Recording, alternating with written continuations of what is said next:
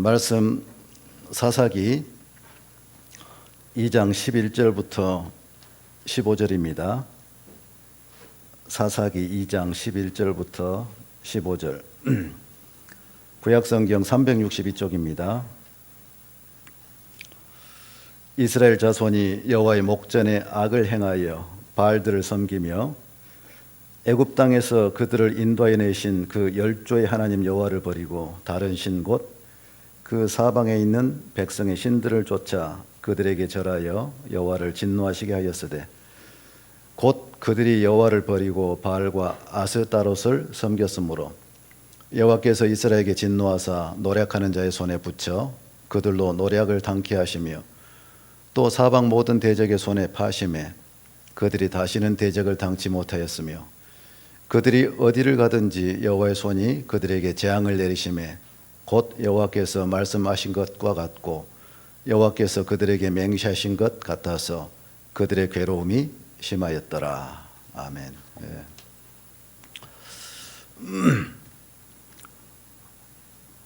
오늘 말씀 제목이 큰 재앙입니다. 내가 주님 안에 살아오면서 참 영육간에 고통스럽고 크고 작은 많은 일들을 겪었습니다. 이제 우리 성도님도 마찬가지죠. 뒤돌아서 지나온 날들을 생각해 보면 그 말씀대로 안 사라질 때 참 고통스러웠고요. 저 개인적으로 또 머릿속에 이 정리되어 있는 이 진리의 지식들이 가슴으로 내려와서 깨달아져서 삶에 적용됨으로 체험을 해야 되는데 그렇게 안 될 때 정말 고통스러웠습니다. 그리고 내 안에 죄가 독사처럼 또아리를 들고 올라올 때 이 진리를 적용함으로 넉넉히 이겨야 되는데 오히려 죄에 얽매여가지고 어찌할 바를 몰라서 고통당하기도 하고 또 피차 뜨겁게 사랑하라고 말씀하셨는데 사랑이 안 될 때 고통스러웠고 때로는 인간 관계 속에서 그 애매한 고난도 있고 또 원통한 일을 당할 때도 있잖아요. 그럴 때 믿음의 선진들의 반응을 보면은 의인이 나를 칠지라도 은혜로 여기고 저의 재난 중이라도 내가 기도하리로다 이렇게 고백을 함으로 넉넉하게 기쁨으로 감당을 했었는데 나는 그렇게 안 되어서 무척 힘들었습니다. 또 고난과 시련의 때에도 하나님의 손길을 인정함으로 감사함으로 교훈을 받아야 되는데 그렇지 못할 때 그냥 아픈 가슴 부여잡고 힘들어하고 이제 그런 모습들이 참 힘들었고요. 또 주님으로 인해서 넉넉한 승리도 체험하지 못하고 항상 패배하고 마음속에 솟아나는 기쁨도 없고 감사도 없고 활력도 없고 평강도 없고 모든 일을 억지로 하게 되어지고 그럴 때 또 많이 힘들었습니다. 저는 제 개인적으로 지금까지 말씀드린 그러한 부분들이 내게 큰 재앙이었다 이렇게 결론을 내리게 되어졌어요. 그래서 오늘 말씀 주제를 큰 재앙으로 이제 정했습니다. 우리 성도님들도 제가 지금 말씀드린 그런 부분들이 안 됐을 때 그게 정말 큰 재앙인 것을 알아야 돼요. 그래서 오늘 본문은 재앙의 그 원인에 대해서 말씀하고 있습니다. 왜 이스라엘 백성들에게 이런 재앙이 닥쳤는가? 이 본문 내용은 이스라엘 자손들이 하나님을 버렸기 때문에 하나님을 버리고 우상을 섬겼기 때문에 하나님께서 그들을 노략하는 자의 손에 붙이셨고 또 대적의 손에 팔아서 대적을 당하지 못하게 했고 그 다음에 재앙을 내려서 괴로움이 심하게 하셨다 이런 내용이죠. 이 말씀은 오늘을 살아가는 우리 성도들에게 참 귀한 교훈을 주고 있는 것 같습니다. 로마서 15장 4절을 보시면 무엇이든지 전에 기록한 바는 우리의 교훈을 위하여 기록된 것이니 우리로 하여금 인내로 또는 성경이 아니로 소망을 가지게 하려 함이니라 이렇게 말씀되어져 있습니다. 또 이제 고린도전서 10장 11절에는 저에게 당한 이런 일이 거울이 되고 또한 말세를 만난 우리로 우리의 경계로 기록하였느니라. 그러니까 전에 기록한 바는 구약 성경이죠. 이 구약 성경의 모든 말씀들은 우리에게 주신 말씀이에요. 그냥 단순히 이스라엘 역사가 아니죠. 우리가 영적으로 교훈을 받아야 될 그런 말씀들이다 그 말이에요. 그래서 우리 교훈을 위해서 이런 말씀들이 기록됐다 이렇게 말씀하고 있습니다. 그래서 오늘은 이 본문 말씀을 우리에게 적용시켜서 교훈을 얻도록 이제 살펴보겠습니다. 이 본문을 보시면 사사기 2장 11절을 보시면 이스라엘 자손이 여호와의 목전에 악을 행하여 바알들을 섬기며 이렇게 나와 있습니다. 여호와의 목전에 악을 행했다. 근데 그 악은 우상을 섬기는 것이었다라고 말씀하고 있죠. 그다음에 12절에는 애굽 땅에서 그들을 인도해 내신 그 열조의 하나님 여호와를 버리고 다른 신 곧 그 사방에 있는 백성의 신들을 쫓아 그들에게 절하여 여호와를 진노하시게 하였으되. 자, 하나님을 버렸기 때문에 하나님의 진노를 샀다라고 말씀하고 있습니다. 이제 13절에 곧 그들이 여호와를 버리고 바알과 아스다롯을 섬겼으므로 이게 이스라엘 백성들이 당한 재앙의 원인이다 이 말이에요. 하나님을 버리고 바알과 아스다롯, 우상을 섬겼어요. 그래서 재앙을 당했다라고 말씀하십니다. 여호와를 버렸다고 하는 것이 어떤 의미겠습니까? 여호와를 버렸다고 하는 것은 교회를 떠났다, 하나님을 떠나서 이제 세상으로 가버렸다, 그런 차원의 말씀이 아니에요. 우리가 교회 생활 열심히 하고 있지만 얼마든지 하나님을 버리고 살 수가 있단 말이에요. 지금 그 부분을 말씀드리려고 하는 거예요. 이 교회 생활 열심히 하고 있는데 하나님을 버렸을 때 우리에게 영적인 재앙이 다가오는 거예요. 그러면 여기서 여호와를 버렸다고 하는 것은 하나님을 찾지 않고 하나님을 의지하지 않는 거예요. 그리고 내 오름을 쫓아 사는 거예요. 내 생각대로 사는 거예요. 내 속에 오른 대로 살아가는 것이 하나님을 버린 거예요. 구약 성경 말씀에 예레미야 7장 15절을 보시면 내가 너희 모든 형제 곧 에브라임 온 자손을 쫓아낸 같이 내 앞에서 너희를 쫓아내리라. 자, 하나님께서 이스라엘 백성들을 내 앞에서 쫓아내리라 이런 말씀이 있어요. 또 레위기 22장 3절에도 그 몸이 부정하고도 여호와께 드리는 성물에 가까이 하는 자는 내 앞에서 끊어지리라. 자, 내 앞에서 쫓아내리라, 내 앞에서 끊어지리라. 예레미야 23장 39절에는 내가 너희를 온전히 잊어버리며, 자, 이런 말씀들이 있단 말이에요. 그러니까 이게 무슨 의미냐면 하나님께서 이스라엘 백성들을 향해서 너희들이 나를 버렸으므로 내 앞에서 너희를 쫓아내고 끊어버리겠고 온전히 잊어버리겠다 그 말씀이에요. 너희들이 나를 버렸으므로. 그러면은 지금 이 말씀들이 무엇을 의미하는지 잘 정리해 놓은 말씀이 있어요. 예레미야 34장 17절 보시겠습니다. 예레미야 34장 17절.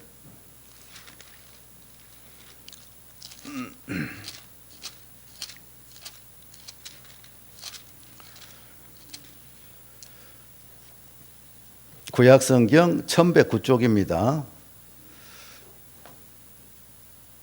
그러므로 나 여호와가 이같이 말하노라. 너희가 나를 듣지 아니하고 각기 형제와 이웃에게 자유를 선언한 것을 실행치 아니하였은즉 내가 너희에게 자유를 선언하여 너희를 칼과 연병과 기근에 붙이리라. 나 여호와의 말이니라. 내가 너희를 세계 열방 중에 흩어지게 할 것이며. 자, 여기 보니까요. 지금 이게 무슨 말씀이냐면 시드기야 왕에게 하나님께서 네가 데리고 있는 종들 이제 6년 동안 이렇게 부려먹었으면 7년째는 놔줘야 돼요. 그게 하나님의 법이에요. 그래서 그 종들을 놔줘라. 그들에게 자유를 선언해라. 자유롭게 놔줘라 그랬어. 이제 8절부터 보면. 근데 시드기야 왕이 하나님 말씀대로 자유케 했어요. 근데 마음이 변해가지고 그들을 다시 데려다가 종으로 삼은 거예요. 그러니까 하나님께서 17절 말씀하신 거예요. 각기 형제와 유색에 자유를 선언한 것을 실행치 아니하였은즉 내가 너에게 자유를 선언하여 칼과 기근과 연병에 붙이리라. 근데 하나님께서 시드기야 왕에게 자유를 선언해 버린다 이렇게 말씀하시는 거예요. 예. 이 말씀은 자유를 선언한다 이 말씀은 이제부터 하나님과 상관없이 네 자신만을 의지해서 살게 하겠다 그 말씀이에요. 예. 자, 그러니까 하나님으로부터 자유케 되는 순간 사단에게 붙잡히잖아요. 우리 그리스도인들이 붙잡혀 살게 되어지면은 이제 어떻게 살죠? 자, 하나님께 매여서 살면은 하나님의 능력 의지하면서 살게 되는데 하나님께서 자유를 선언해 버려. 네 마음대로 살아. 그게 자유를 선언한 거예요. 하나님으로부터 독립을 시켜버린단 말이에요. 그러면은 사단에게 사로잡혀 가지고 내 마음대로 살게 돼갖고 있어요. 내 생각대로, 내 뜻대로, 내 속에는 옳은 대로 그렇게 산단 말이에요. 그 중간은 없어요. 하나님 손에 잡혀 있든지 사단에게 잡혀 있든지 둘 중에 하나예요. 이런 거 저런 거 없이 그냥 중간으로 이게 살아가는 건 없어요. 그러니까 딱 자유를 선언하면은 우리는 내 힘과 그냥 내 능력으로 살아가려고 하는 거예요. 근데 내 힘과 능력의 이면에 누가 있어요? 사단이 있는 거예요. 그걸 아셔야 돼요. 그래서 로마서 14장 23절에는 믿음으로 쫓아 하지 아니하는 모든 것이 죄니라 이런 말씀 있죠. 자, 믿음으로 쫓아 하지 아니하는 모든 것. 로마서 14장에는 음식에 대해서 말씀하고 있는데 그것뿐만이 아니라 믿음으로 하지 아니하는 모든 것이 죄인 거예요. 믿음의 대상이 누구죠? 하나님이세요. 이렇게 믿음의 대상을 의지하고 어떤 일을 행하지 않는 모든 것이 다 죄라는 거예요. 그러니까 내가 살아갈 때 착한 일을 할 수도 있어요. 또 선한 일을 할 수도 있어요. 그런데 그것이 하나님과 상관없이 행해진 일이라면은 그게 죄라는 거예요. 예. 그러니까 하나님께로부터 자유케 되어서 살아가는 것은 다 죄인 거예요. 그게 내가 너를 끊어버리겠다, 잊어버리겠다 그런 의미란 말이에요. 버리겠다 그런 의미란 말이에요. 하나님께로부터 자유케 되는 거.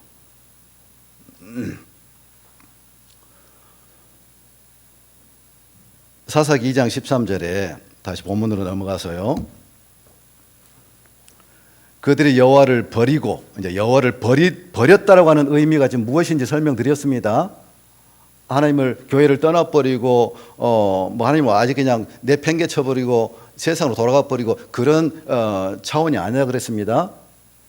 열심히 살고 있지만 얼마든지 하나님을 떠나서 버리고 살 수가 있단 말이에요.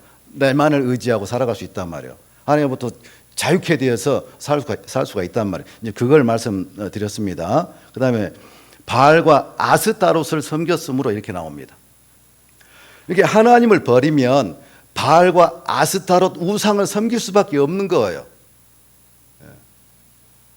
우상을 버리면 하나님을 섬길 수가 있는 거예요. 그러면은 바알과 아스타롯을 섬겼다. 자, 바알은 농경신이에요. 그리고 아스타롯은 바알의 아내로서 풍요와 전쟁의 신, 또 사랑의 여신이었습니다. 그러니까 이스라엘 사람들은 모든 것의 공급자이신 하나님을 버리고 우상을 섬긴 거예요. 그냥 하나님은 성전 제사 드릴 때만 필요한 그런 신. 그리고 일상의 삶을 살 때는 바알은 농경신이라 그 농경 문화였잖아요. 양을 치기도 하고 또 목축 문화였고. 그러니까 그렇게 살아갈 때에 풍요롭게 해주는 것이 바로 바알신이고 아스타롯 여신이었던 것을 이제 가나안의 주신들을 하나님의 백성들도 그렇게 믿고 살았더라고 말이에요. 모든 것의 공급자는 하나님이신데 그런 하나님을 버리고 자꾸만 다른 것을 의지한다면 이게 바알과 아스타로 섬기는 그런 모습일 수도 있단 말이에요. 그러면은 바알과 아스타롯을 섬겼다, 하나님을 버리고, 이 말씀을 우리에게 적용 한번 시켜보자 그 말이에요. 왜? 우리에게 교훈으로 주신 말씀이기 때문에. 그러면은 자, 우리 성도들은 오늘날 구원받고 어떤 형상을 만들어 놓고 거기에 절하거나 그런 우상을 섬기지 않습니다. 그런 사람 한 사람도 없어요. 그런데 그럼 어떤 우상을 우리가 섬기고 살까? 어떤 우상을? 이 성경에 보면은 자기를 위하고 자기 자신을 의지하는 것이 우리의 우상이 될 수가 있단 말이에요. 형상을 만들어 놓고 절하고 그런 형상의 우상을 섬기지는 않지만, 오늘 말씀에 보면은 하나님을 버리고, 하나님 버린다는 것이 뭐라 그랬습니까? 하나님을 의지하지 않고 하나님 찾지 않고 내 오름대로 산 것이 버린 거다 그랬잖아요. 그러면은 하나님을 의지하지 않고 자기 자신만을 의지하고 살아가는 것이 바로 우상이다 그 말이에요. 그게 우상인 거예요. 그게 우리 그리스도인들의 현대판 우상인 거예요. 그러니까 이 현대판 우상, 내 자신을 힘으로 삼고 살아가는 거, 이게 우상입니다.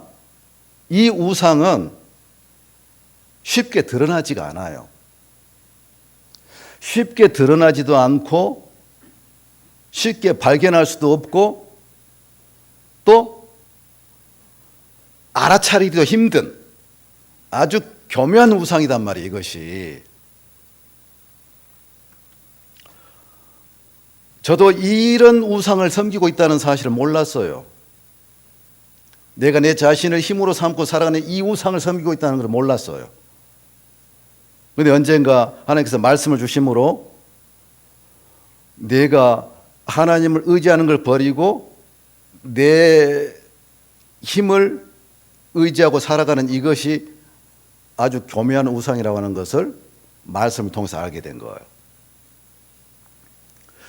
하박국 1장 11절 보시겠습니다. 구약성경 하박국 1장 11절.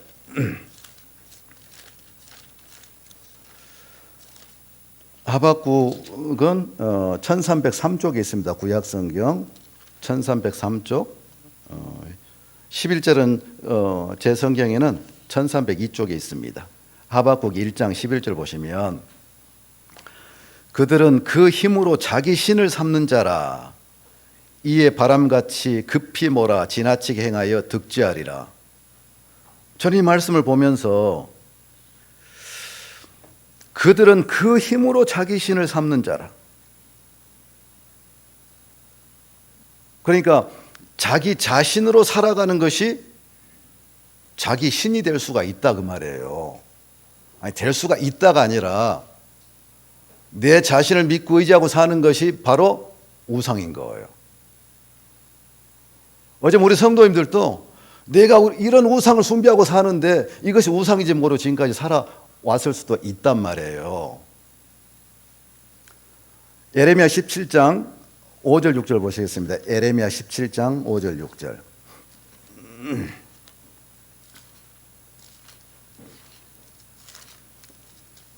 예레미야 17장 구약성경 1078쪽에 있습니다. 예레미야 17장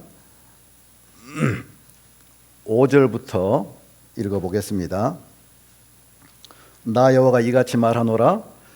무릇 사람을 믿으며 혈육으로 그 권력을 삼고 마음이 여호와에게서 떠난 그 사람은 저주를 받을 것이라. 그는 사막의 떨기나무 같아서 좋은 일 오는 것을 보지 못하고 광야 건조한 곳 건건한 땅 사람이 가지 않는 땅에 가리라.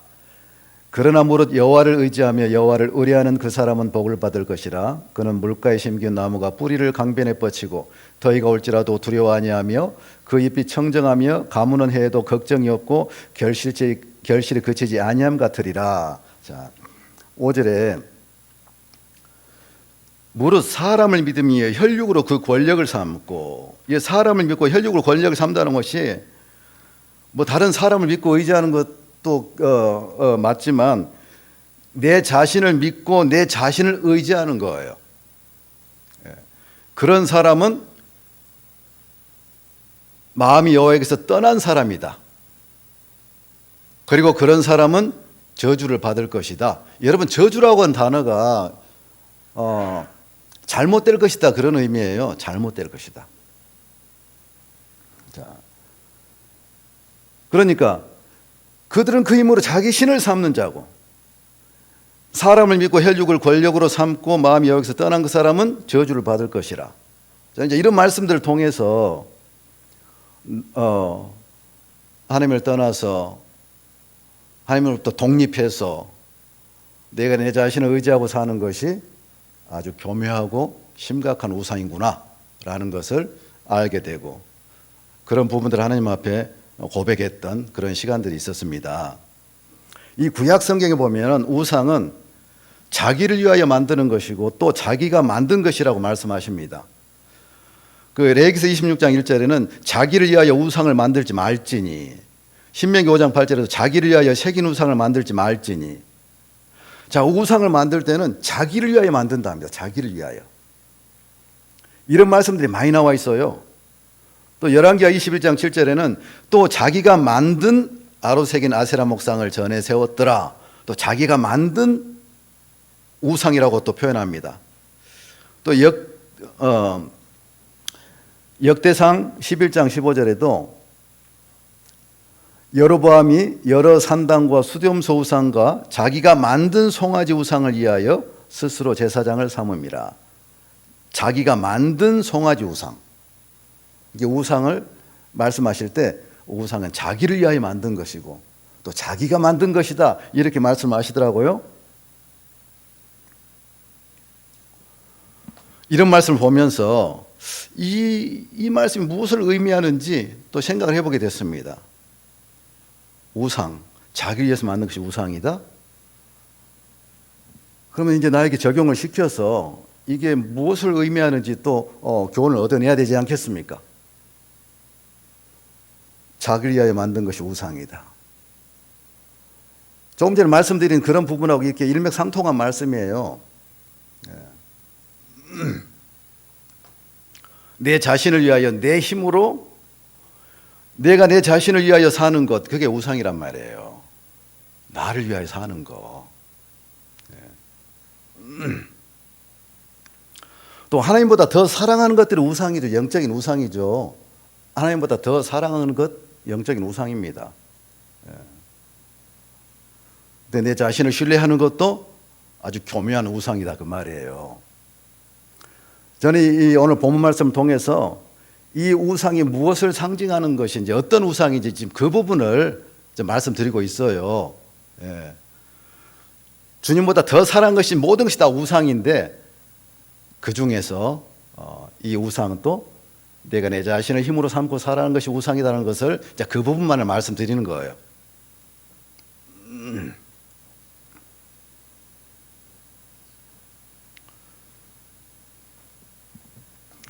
그러니까 하나님으로부터 독립해서 사는 것이 자기를 우상으로 삼고 사는 것이다.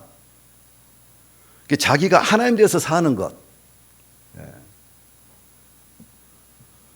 그러니까 자기가 하나님 돼가지고 영육간에 필요한 모든 것을 자기가 어떻게 공급하면서 살려고 한단 말이에요. 우리가 그럴 수가 있잖아요.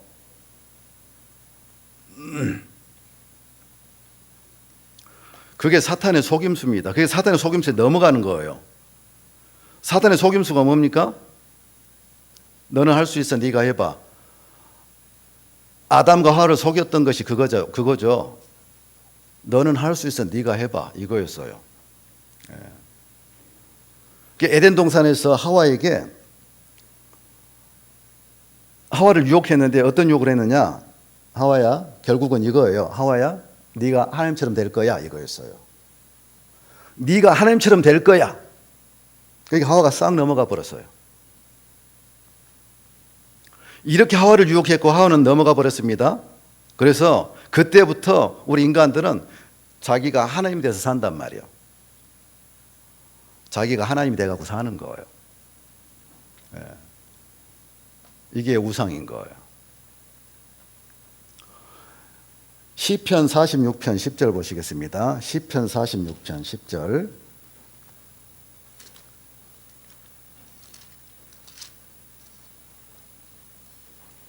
구약 835쪽입니다. 이르시기를 너희는 가만히 있어 내가 하나님됨을 알지어다. 내가 열방과 세계 중에서 높임을 받으리라 하시도다. 자, 하나님께서 너희는 가만히 있어 내가 하나님됨을 알지어다 이렇게 말씀하세요. 또 하나님께서 우리에게도 이렇게 말씀하십니다. 너는 가만히 있어. 그리고 내가 하나님됨을 알아. 그렇게 말씀하고 있는 거예요. 하도 인간들이 하나님을 믿고 살아가는 이 유대인들, 우리 믿음의 선진들이 자꾸만 하나님을 떠나서 자기가 하나님 돼서 살려고 하고 있기 때문에 하나님께서 내가 네 하나님이다. 내가 하나님됨을 인정할지어다 이렇게 말씀하시는 거예요. 하나님이라 하는 것이 뭐겠습니까?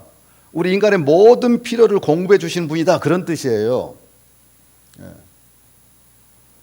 우리는 하나님 없이는 한순간도 살 수가 없어요. 오늘 하루 내가 사는 것도 지금 하나님께서 호흡을 주장하고 계시기 때문에 사는 거잖아요. 생사호흡이 하나님께 있잖아요. 높아짐과 넘어짐과 모든 것이 하나님께 있어요. 이게 하나님 없이는 1분 1초도 살 수가 없는 거예요. 그런데 내가 내 인생의 주인인 것처럼, 내가 내 생명의 주인인 것처럼 그냥 그렇게 살아가더라 그 말이죠. 모든 필요의 공급도 내가 다 공급할 수 있어. 내 스스로 열심히 벌어서 열심히 일하지만 공급해 주시는 분 누구예요? 하나님이세요. 내가 회사에 들어가서 열심히 해서 월급 받잖아요. 그럼 내가 열심히 일해서 사장이 준 거예요? 우리 그렇게 생각하시면 착각하고 있는 거예요. 내가 열심히 일해서 하나님께서 그 사장을 통해서 나에게 주시는 거예요. 그렇게 공급해 주신단 말이에요. 그러니까 내가 하나님됨을 알지어다. 하나님께서 이스라엘 백성들에게 나는 여호와라. 나밖에 하나님이 없다. 계속 그런 말씀하세요. 나는 네 하나님이다.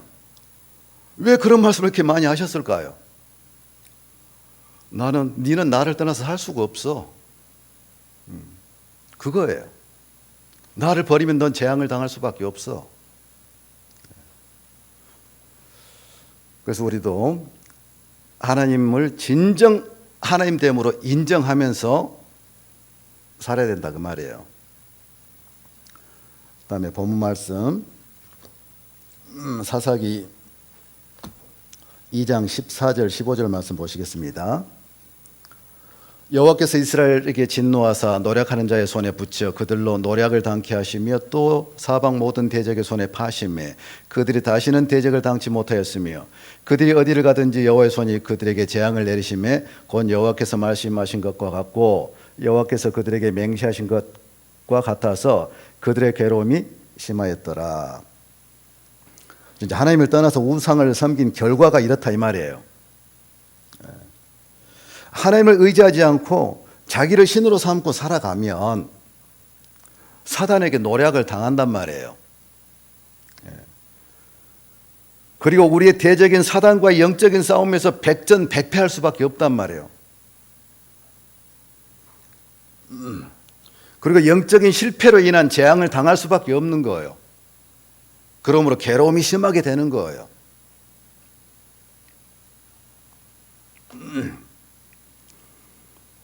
하나님을 떠나면 사단에게 붙잡힌다고 말씀드렸잖아요. 그러면 영적인 삶은 실패밖에 없어요. 좌절밖에 없어요. 그게 재앙이라는 거예요. 그렇게 살다가 주님 만나면 안 되잖아요.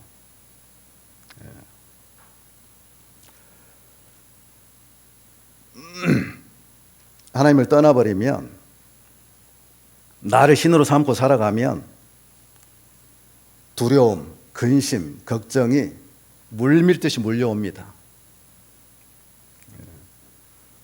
담대했던 마음들이 물같이 녹아버려요. 하나님의 임재하심이 떠나버리며. 저는 그런 경험을 많이 해봅니다. 잠시라도 어떤 일이 있을 때에 하나님을 굳게 의지하지 않으면 이 담대했던 마음들이 물같이 녹아버린 것을 경험할 수가 있어요. 이스라엘 백성들이 여리고성 쳐부술 때 얼마나 담대했습니까? 하나님 말씀대로 순종했을 때 여리고성이 무너졌잖아요. 하나님께 무너뜨렸잖아요. 근데 아이성을 쳐부술 때 아이성 조그만 성이었어요. 이스라엘 백성들이 뭐라 그랬어요? 우리가 다 가지 말고 한 2, 3천 명만 데리고 올라가서 그냥 간단하게 진압해 버리십시다. 이렇게 했을 때 여호수아가 허락을 했어. 그런데 그렇게 가가지고 어떻게 됐습니까? 많이 죽었잖아요. 실패했잖아요. 그때 실패 원인이 뭐였어요? 물론 아간이 하나님 앞에 드리라고 하는 그런 것들을 드리지 않고 자기가 취했어. 그것도 있었고 또 하나님께 묻지 않았어. 교만해졌어요. 여리고성도 쳐부셨는데 뭐 그 아이성 그쯤이야. 별거 아니야. 하면서 몇천 명 데리고 가서 오히려 패했단 말이에요. 하나님께 묻지 않았어요. 기도하지 않았어요. 그게 실패 원인이에요. 하나님을 의지하지 않았어요. 그랬을 때 이스라엘 백성들의 마음이 물같이 녹아버렸다 그렇게 말씀하고 있어요. 물같이 녹아버려. 우리가 하나님을 굳게 의지하지 않고 있으면 담대했던 마음들 물같이 녹아버립니다. 그리고 걱정, 근심 이런 것들이 그냥 막 물밀듯이 이렇게 몰려오는 거예요. 정신이 없이. 그리고 또 하나님을 버리고 내가 신대에서 살아가면 하나님의 임재하심이 사라져버리기 때문에 이제 어떤 일이 발생하느냐, 많은 폐해들이 있습니다. 예를 들어보자면 인간 관계 속에서 뭐 성도들과의 관계, 직장에서 직원들하고 관계, 뭐 세상 사람들의 관계 속에서 어떤 힘든 일이 발생했을 때에 우리 믿음의 선진들처럼 반응할 수가 없어요. 시편 55편 12절부터 22절입니다. 시편 55편. 시편 55편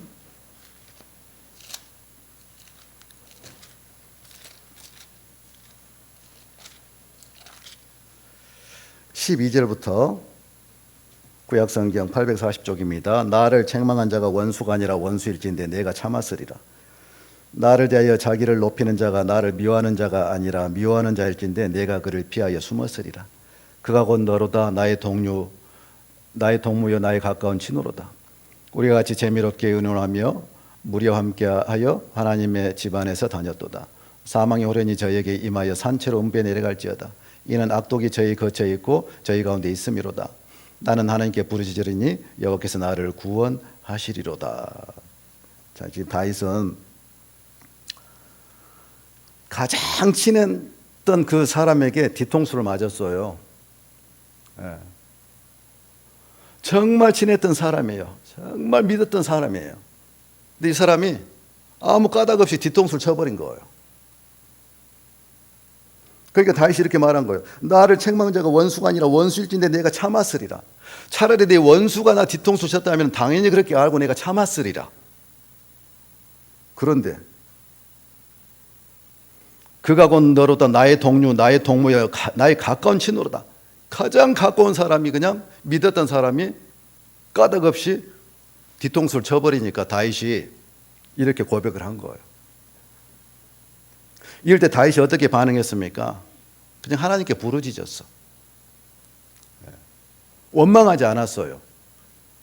다윗은 뒤통수 맞은 적이 한두 번이 아닙니다. 절대로 원망하지 않습니다. 시편 142편 1절부터 보시겠습니다. 시편 142편.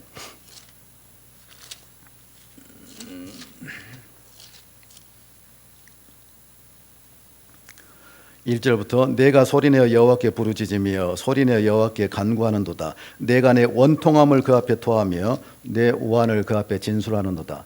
내 심령이 속에서 상할 때에도 주께서 내 길을 아셨나이다. 나의 행하는 길에 저희가 나를 잡으려고 올무를 숨겼나이다. 내 우편을 살펴보소서. 나를 아는 자도 없고 피난처도 없고 내 영혼을 돌아보는 자도 없나이다. 여호와여, 내가 주께 부르짖어 말하기를 주는 나의 피난처시요 생존세계에서 나의 분깃이라 하였나이다. 나의 부르짖음을 들으소서. 나는 심히 비천하니이다. 나를 핍박하는 자에게서 건지소서. 저희는 나보다 강하니이다. 내 영혼을 옥에서 끌어내사 주의 이름을 감사케 하소서. 주께서 나를 후대하시리니 의인이 나를 두르리이다. 원통한 일을 당했죠. 특히 사울에게서. 다윗은 사울에게 잘못한 일이 없어요. 괜히 사울이 그냥 시기를 해가지고 13년 동안이나 다윗을 죽이려고 쫓아다녔잖아요. 그 오랜 세월 동안. 이처럼 원통한 일 어디 있습니까? 그것뿐만이 아니죠. 내 우환을 그 앞에 진술하는도다. 그러니까 그런 일을 당할 때도 다윗은 하나님께서 내 길을 아시니, 하나님이 다 알고 계시니 그냥 하나님만 잠잠히 바랐고 참았어요. 그분께서 해결해 주시기를. 그런 사람들을 원망하지 않았습니다. 저주의 말도 내지 않았습니다. 시편 109편 1절로 4절 보시겠습니다. 나의 찬송하는 하나님이여 잠잠하지 마옵소서. 대저 저희가 악한 입과 괴수한 입을 열어 나를 치며 거짓된 혀로 내게 말하며 또 미워하는 말로 나를 두르고 무고히 나를 공격하였나이다. 나는 사랑하나 저희는 도리어 나를 대적하니 나는 기도할 뿐이라. 저희가 악으로 나의 선을 갚으며 미워함으로 나의 사랑을 갚아싸우니. 자, 이제 다윗은 이런 일을 당할 때에 그냥 기도할 뿐이라. 이게 다윗 스스로 이런 반응을 할 수가 있을까요? 없어요. 다윗은 하나님께 붙들려 살았어요. 항상 하나님의 임재하심이 그 능력이 다윗과 함께 했어요. 그렇기 때문에 이런 원통한 일을 당할 때도 가장 친한 친구가 자기 뒤통수를 때려버릴 때도 사랑하는 사람이 자기를 대적할 때도 그거를 미워하지 않고 원망하지도 않았어요. 그걸 위해서 기도했어요. 하나님만 잠잠히 바랬어요. 그게 하나님을 떠나버린 사람이 할 수 있는 일이냐고요. 우리 성도는 지금까지 구원받고 살아오시면서 어떤 관계 속에서 그렇게 되든가요? 하나님께 붙들려 살았다면 하나님께서 능력으로 역사해 주셔서 다윗처럼 반응할 수가 있게 해 주셨을 거예요. 그런데 굳게 믿음으로 의지하고 있지 않으면 이렇게 반응 못합니다. 화병 나서 죽어요. 우울증 걸립니다. 병듭니다. 제가 제일 좋아하는 말씀이 있어요. 시편 141편 5절이에요. 의인이 나를 칠지라도 은혜로 여기며 책망할지라도 내 머리에 기름같이 여겨서 내 머리가 이를 거절지 아니할지라. 저희의 재난 중에라도 내가 기도하리로다.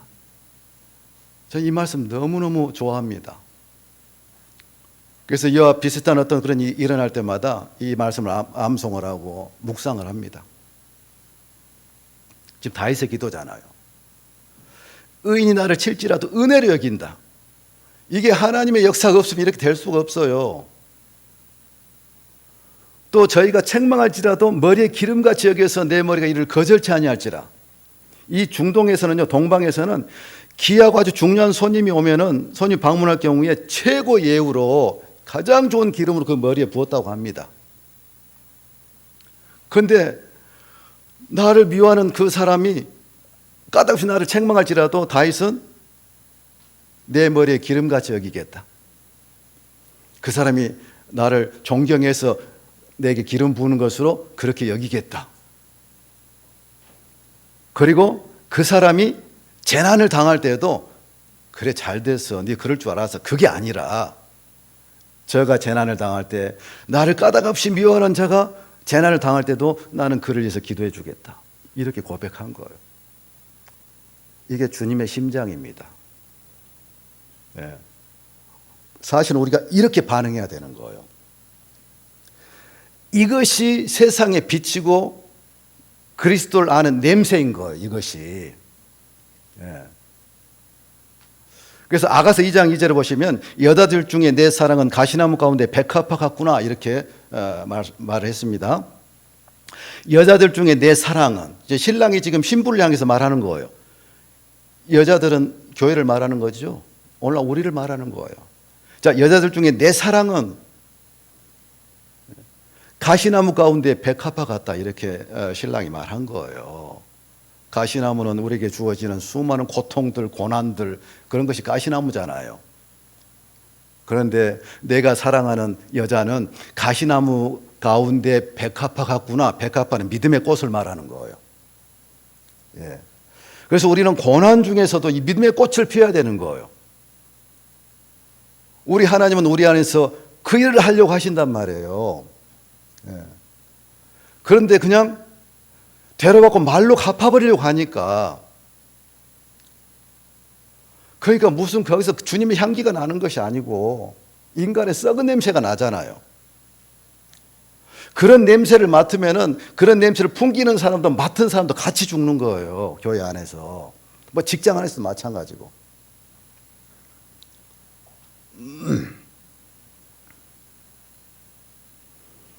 하나님을 버리고 내가 신이 되어 살면은 이런 반응을 할 수가 없다는 거예요. 절대로 할 수가 없습니다.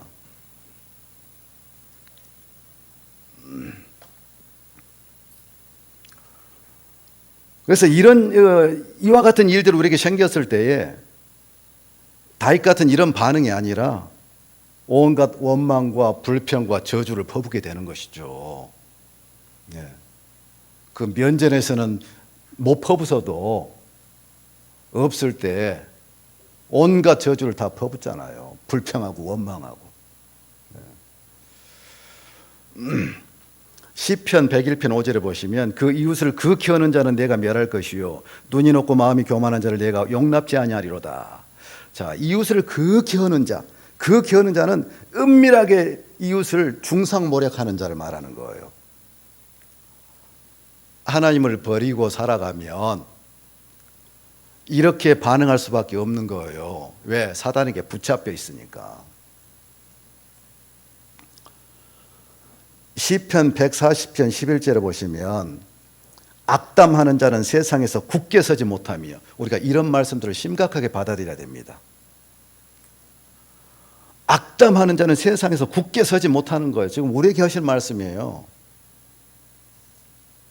시편 109편 17절로 20절입니다. 시편 109편 17절로 20절 보시면 저가 저주하기를 좋아하더니 그것이 자기에게 임하고 축복하기를 기뻐 아니하더니 복이 저를 멀리 떠났으며 또 저주하기를 옷 입듯 하더니 저주가 물같이 그 내부에 들어가며 기름같이 그 뼈에 들어갔나이다. 저주가 그 입는 옷 같고 항상 뛰는 띠와 같게 하소서. 이는 대적곧 내 영혼을 대적하여 악담하는 자가 여호와께 받는 보응이니이다. 저주를 좋아하면은 저주가 임합니다. 예.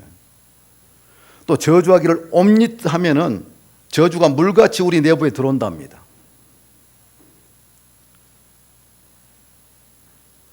그래서 악담하는 자가 하나님께 받는 보응이 아주 심각한 거예요. 그래서 우리 입이 죽어야 됩니다. 저는 이런 말씀을 종종 드렸어요. 내가 내 자신을 부인한다고 하는 것은 저는 그렇게 생각합니다. 입이 죽는 것이다. 내가 내 자신을 부인하고 아무리 경건하게 산다 할지라도 입이 좋지 않은 말을 내면 그 사람 영성이 좋은 사람이 아니에요. 교회를 망하게 하는 것이 뭡니까? 입이에요. 제일 성도들에게 상처를 많이 주는 것이 뭡니까? 입입니다. 입이에요. 그래서 우리가 입 조심해야 됩니다.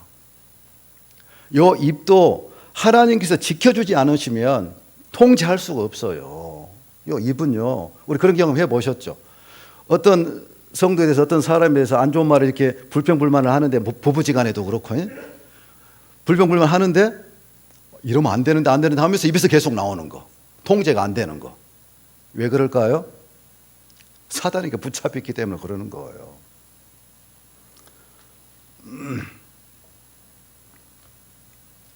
그렇기 때문에 우리가 영적인 문제든지 인간 관계 속에서 생기는 문제든지 모든 문제의 원인은 내가 하나님을 버리고 내 자신이 신대에서 살기 때문에 그러는 거예요. 한번 생각해 보세요.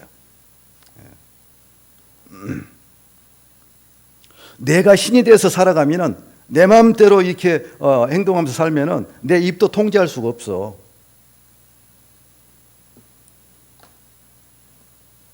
저는 기도할 때마다, 거의 날마다 내 입 앞에 파수꾼 세워달라고 기도를 합니다. 하나님, 내 앞에 파수꾼 세워주시옵소서. 내 입술의 문을 지켜주시기 원합니다. 그런 기도를 날마다 합니다. 그런데 가장 가까운 아내에게는 그 기도가 그냥 허공을 치는 기도가 될 때가 있어요. 가장 가깝기 때문에 농담도 잘하고 그러잖아요. 언젠가 자매하고 대화 중에서 막 웃으면서 이제 막 장난 비슷하게 이렇게 서로 이렇게 웃으면서 농담으로 대화하고 막 그랬어요. 그런데 무슨 말 끝에 내가 아무 생각 없이, 그 농담이죠, 네가 뭔데? 딱 그 한마디 했어요. 이 농담의 말, 그 한마디가 자매에게 엄청난 상처가 돼버린 거예요. 그래서 표정이 썩 바뀌더니 상종을 안 하냐고 하는 거예요. 내가 미안하다고 고백을 했습니다. 그 농담이야. 내가 어떻게 그렇게 자네를 무시하고 그러겠는가. 농담으로 한 말이요. 그래도 자매는 이미 상처가 돼버렸어요. 그래서 칼로 찌른같이 함부로 말하거니와, 그 말씀도 생각나더라고요. 나는 아무렇지 않게 말했는데 상대편은 그냥 그게 비수가 돼버린 거예요. 옆구리에 그냥 칼로 찌른같이 비수가 돼버린 거예요. 부부지간에도 그러는데 성도들한테는 어떻겠습니까? 정말 조심해야 됩니다. 절대 농담의 말 하지 마십시오. 언젠가는 돌아옵니다. 언젠가는. 여러분 사이가 좋을 때는 어떤 말에도 다 용납을 해요. 근데 조금만 기분 나빠서 어그러지면은 몇 년 전에 했었던 그런 모든 말들이 다 돌아옵니다. 예. 그러니까 네가 뭔데? 그 말에 그냥 자매가 자존심 상하고 무시당한 것 같고 막 그런다고 막 그러더라고요.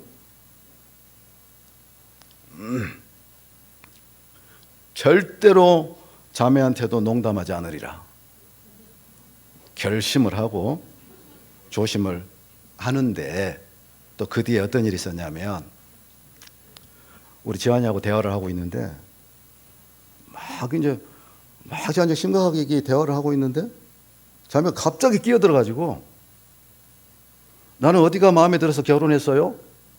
갑자기 물어보는 거예요. 당신 내가 어디가 마음에 들어서 나하고 결혼했냐고. 그래서 웃으면서 대화 중이니까 그냥 웃으면서 없어 그랬어요. 없어. 한참 대화하고 있는데 갑자기 끼어들어가고 말하니까 그냥 없어. 그러니까 자매가 마음이 상해버렸어요. 마음에 든 것도 없는데 결혼을 뭐 하려고 했냐고. 내가 당신하고 결혼해가지고 얼마나 힘든지 아냐고. 막 다 나오는 거예요. 또 그때도 빌었습니다. 그때는 그냥 공업용 미싱으로 내 입을 박아버리고 싶더라고요. 그 뒤로 자매를 대할 때도, 아들을 대할 때도, 성도들 대할 때도 항상 묵상 기도합니다. 절대 그냥 아무 생각 없이 대하지 않습니다. 짧은 시간에도 묵상기도 하나님 내 입 앞에 파수꾼 씌워주시고 내 입을 막아주십시오. 그리고 주님께서 내 입을 통해서 말씀해 주시고 주님께서 나를 통해서 내 자매를 대해주시고 내 아들 대해주시고 우성도를 대해주세요. 그렇게 짧게 묵상기도 합니다. 왜냐하면 그렇게 안 하니까 실수가 종종 있어가지고 상대편에게 그 아픔을 주더라고요. 뭐 성도들도 그런 적이 있겠죠. 근데 성도는 말을 안 하니까 모르죠. 말을 안 하니까. 그래서 아마 성도들도 얼마나 그런 일이 많이 있었을까. 농담하다 보면은 편하게 이렇게 할 수도 있고 그러는데 그런 것이 또 듣는 성도들은 상처가 됐을 수도 있겠다. 뭐 그런 생각이 들면서 그렇게 기도하고 대할 때에 실수가 없어요. 실수가 없어지더라고요. 또 아내를 대할 때, 또 우리 애들 대할 때도 신중하게 되어지고 그렇게 되더라고요. 주님께서 그렇게 역사해 주시는 거예요. 그래서 주님께서 이렇게 역사하실 때, 임재 계실 때에 그런 일들도 하나님께서 역사하셔서 그렇게 반응할 수 있도록, 대할 수 있도록 또 대해 주시기도 하시고 그러시더라 그 말이에요.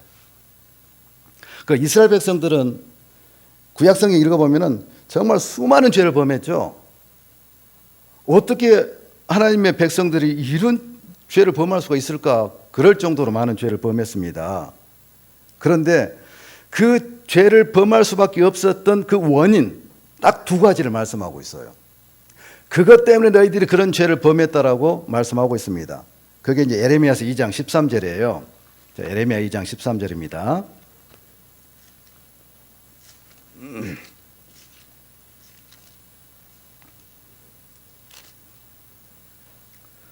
구약성경 1052쪽입니다.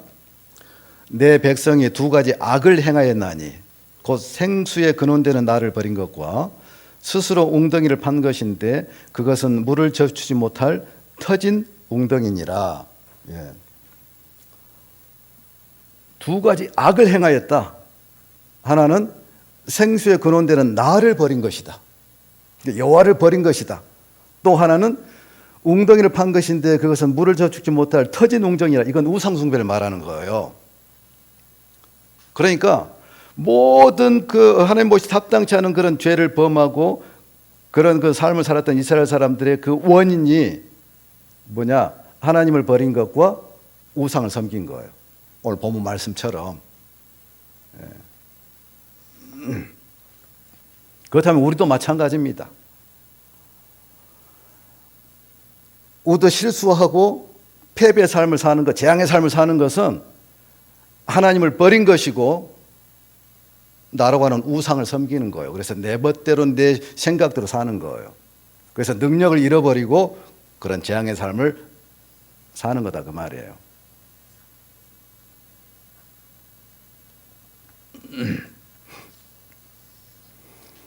예레미야 2장 19절에는 내 악이 너를 징계하겠고 내 패역이 너를 책할 것이라. 그런즉 내 하나님 여호와를 버림과 네 속에 나를 경외함이 없는 것이 악이요 고통인 줄 알라. 주 만군의 여호와의 말이니라. 여호와를 버림과 네 속에 나를 경외함이 없는 것이 악이요 고통이다. 말씀 그대로입니다. 주님을 떠나서 살면 우리 심령 가운데 고통이 임하는 거예요. 그건 어쩔 수 없어요. 구원받은 사람이 주님을 떠나서 사는데 심령이 평안하다? 그건 거짓 평안이에요. 그건 사단에게 속고 있는 거예요. 사단은 광명의 천사로도 역사하고요. 거짓 평안도 우리에게 주기도 하고 그래요. 그러니까 하나님을 버리고 내 자신이 신이 되어 살아가면 하나님 중심이 아니라 내 중심의 삶을 살기 때문에 나의 유익을 위해서 살게 되고 또 내 가치를 챙기면서 또 살아가게 된단 말이에요.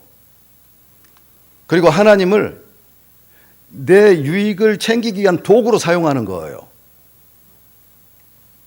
이게 하나님은 복받는 도구로만 사용하는 거예요. 잠언 30장 15절에는 거머리에게는 두 딸이 있어 다고다고 하느니라. 거머리가 딱 그 사람 살에 달라붙어 계속 피를 빠는 것처럼 거머리에게는 두 딸이 있어 다고다고 하느니라. 계속 달라고 하는 거. 우리도 하나님께 계속 달라고만 할 수가 있어요. 구원받고 난 이후에 하나님을 내 복받는 도구로만 그렇게 사용할 수가 있단 말이에요.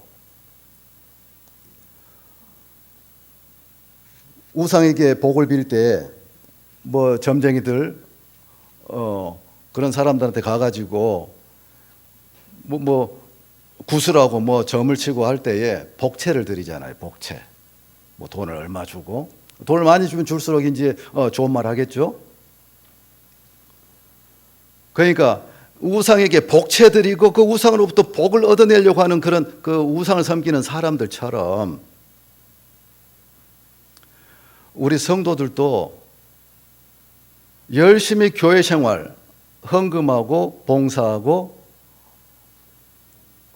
이런 것을 복채로 여기고 내가 이렇게 열심히 교회 생활하고 헌금하고 이렇게 봉사하고 섬기고 이렇게 살았으니 하나님 나에게 복 주세요라고 빌 수도 있단 말이에요. 내가 그렇게 살았으니까 하나님도 나에게 뭔가 잘해주지 않을까? 이렇게 바라는 것도 똑같은 거예요. 내가 그렇게 복채 드렸으니까 내 원하는 거 주세요. 내 원하는 거 들어주세요. 그런 생각으로 기도할 수도 있잖아요. 그게 기복신앙인 거예요. 이 기복신앙은 다른 우상 숭배입니다.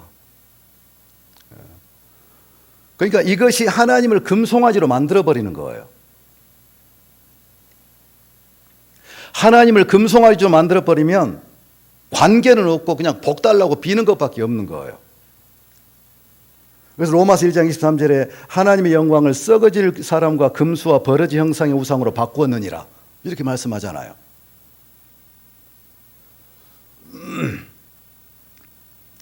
우리는 하나님과의 관계는 관계신앙인 거예요. 관계신앙. 우리는 하나님과 관계를 맺어야 돼. 항상 친밀한 관계 속에서 그분을 섬기고 살아야 된단 말이에요. 근데 관계신앙의 반대는 우상신앙인 거예요. 우상신앙. 그래서 하나님을 금송아지 형상으로 만들어버리는 것이 바로 우상신앙인 거예요. 자꾸만 복채 좀 드리고 거머리처럼 그냥 하나님께 달라고만 하는 거예요. 이게 우상의 특징이 뭐겠습니까? 교제가 없죠. 섬김도 없어요. 그냥 일방적으로 가서 그냥 복만 빌면 되는 거예요. 그게 우상신앙인 거예요. 우리가 하나님을 그런 식으로 섬긴다면 그게 하나님을 금송아지 우상으로 만들어버리는 것이단 말이죠. 이거 얼마나 심각합니까? 그러니까 이 송아지 우상은 그 비는 사람에게 간섭도 안 해요. 그 송아지 우상이 그 비는 사람에게 너 자신부터 변해라 이렇게 요구도 없습니다. 그냥 복채 좀 드리고 계속 달라고 빌면 되는 거예요. 그런데 하나님의 신앙은 어때요? 하나님과 관계 신앙을 가지면 어떻게 되겠어요?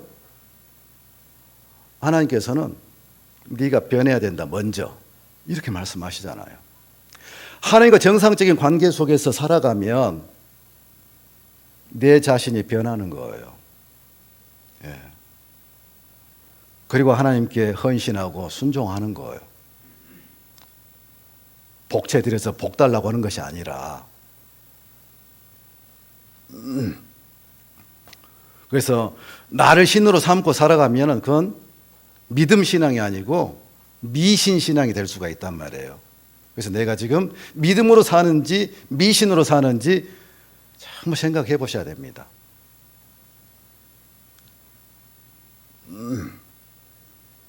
믿음은 하나님 앞에 나가서 잘못된 내가 먼저 바뀌는 거예요. 그런데 미신은 그게 아니에요. 나는 바뀌지 않은 채 계속 복 달라고만 비는 거예요. 그래서 이스라엘 여로보암 왕이 베델과 단에 금송아지 우상을 세워놓고 그걸 하나님으로 섬기겠죠.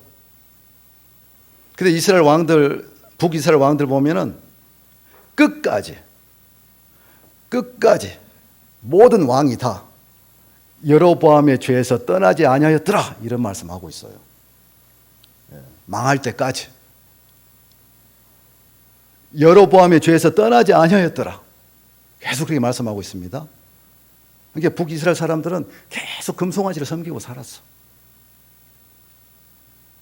그럼 우리가 북이스라엘 사람들처럼 여로보암 왕의 죄에서 떠나지 아니하였더라, 그렇게 살다가 주님 앞에 갈 수가 있단 말이에요. 계속 하나님 앞에 내 가치를 챙기고 하나님께로부터 인정받으려고 애써 노력하고 뭔가 복채를 좀 드림으로 뭔가 복 받으려고 계속 그런 모습으로만 살다가 주님 만나버리면 큰일이잖아요.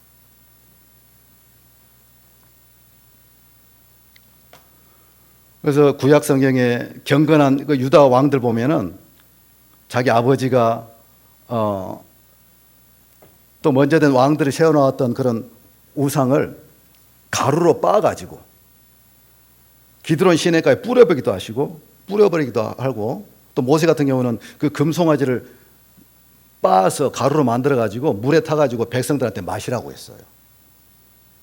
갈아 마셔버렸어요. 예. 우리가 우상에 대해서 내가 하나님을 정말 금송아지로 형상으로 만들고 그렇게 살아간다면, 내가 내 자신을 우상으로 삼고 산다면 그런 부분에 대해서 경건한 왕들이 그 우상을 가루로 빻아가지고 뿌려버리고 마셔버렸던 것처럼 그렇게 처리를 해야 됩니다. 히스기야 왕도 그랬어요. 히스기야 왕도 아버지 아하스가 얼마나 악했습니까? 뭐 성전 마당에, 성전 안에 온갖 우상을 세워놓고 우상을 섬겼죠.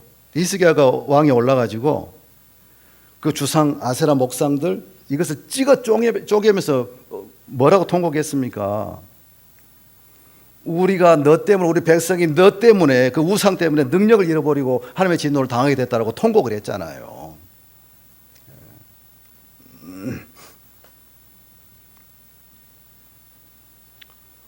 우리도 그런 심령이 돼야 되지 않겠습니까?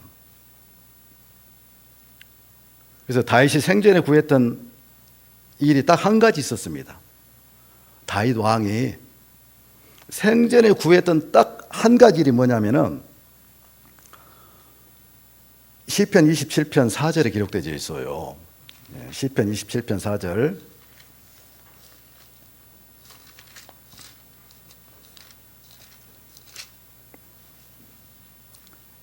구약성경 819쪽입니다. 내가 여호와께 청하였던 한 가지 일 곧 그것을 구하리니 곧 나로 내 생전에 여호와의 집에 거하여 여호와의 아름다움을 앙망하며 그 전에서 사모하게 하실 것이라. 한 가지 일을 구했는데 생전에 여호와의 집에 거하고 여호와의 아름다움을 앙망하고 그 전에 사모하게 하실 것이라. 이건 하나님의 임재하심을 구하는 거예요. 이 다윗은 딱 한 가지, 하나님의 임재하심 항상 자기와 함께 하기를, 그걸 구했어요. 이게 다윗은 그 하나님의 임재하심을 잃어버리는 것, 그것을 재앙으로 여겼습니다. 그래서 시편 보시면은 하나님의 얼굴을 구했어요. 하나님의 얼굴은 하나님의 임재하심이에요. 그러니까 이렇게 하나님의 임재하심이 함께 했기 때문에 사울에게 까닭없이 쫓겨다니면서 그 목숨이 떨어질 위기에 있었어도 압살롬이가 반역해가지고 맨발로 예루살렘을 도망쳐 갔잖아요. 친한 친구들에게 뒤통수 맞을 때도, 전쟁의 때에도 하나님의 임재하심이 함께 했기 때문에 어떤 반응을 했냐 이 말이죠. 오직 하나님께만 구했습니다.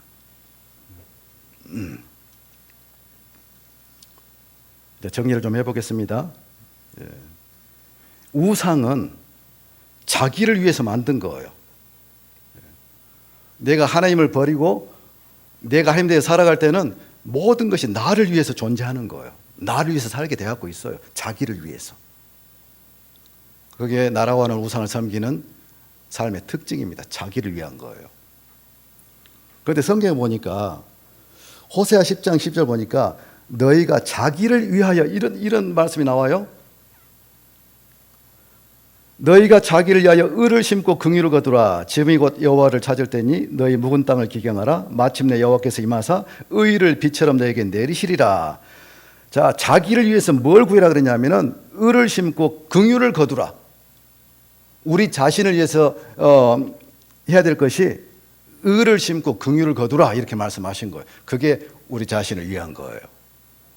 그러면은 의를 심고 긍휼을 거둬야 된다. 그리고 여호와를 찾아야 된다 이렇게 말씀하시는데, 그래서 의라고 하는 것은, 의와 긍휼은 하나님의 속성이에요. 하나님의 성품을 말하는 거예요.